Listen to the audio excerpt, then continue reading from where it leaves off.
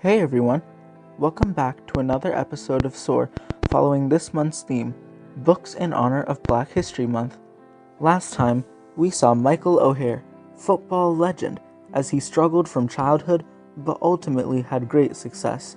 Remember, SOAR is an initiative to increase global reading rates, so thank you so much to all of SOAR's listeners that are supporting this mission with every episode you listen to. Today's book is a New York bestseller, The Color of Water by James McBride. The Color of Water is dubbed to be a black man's tribute to his white mother. The Color of Water reflects the difficulty that James faced as a black child of a Jewish and white mother. The book alternates between James' point of view and his mother's, which depicts her abusive childhood. Ruth, James' mother, always had to hide her love of black men, as during that time it was dangerous for such a mixed relationship to exist. In fact, when she got pregnant when she was in a relationship with a black man named Peter, she went to New York and had to get an abortion. Her father would have done horrible things to her had he found out. Then, Ruth fell in love with Dennis McBride, a man who worked for her aunt. When she marries him, her father disowns her, and her family doesn't even accept her back, even when her mother is dying in the hospital and Ruth just wants to go visit her. She is in despair, and ultimately finds safety in God. She becomes a Christian, something she could have never imagined before as a Jew. She has 7 children when Dennis falls ill and dies, and she finds out that James, her 8th child, is on the way when it happens.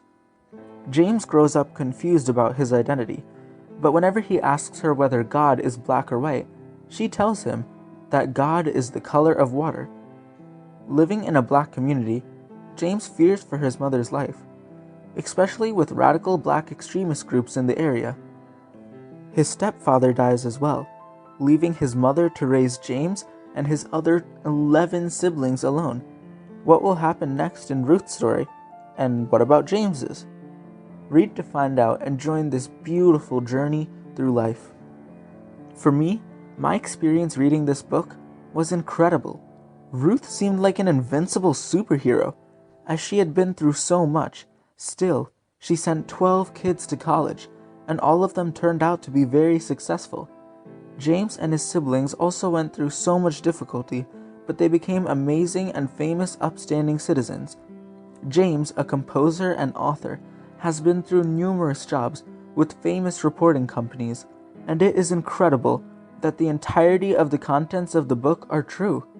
This book is full of emotion, passion, perseverance, hope, struggle, courage, strength, family, love, and is truly a book that I would recommend. Thank you for listening. I implore you to soar.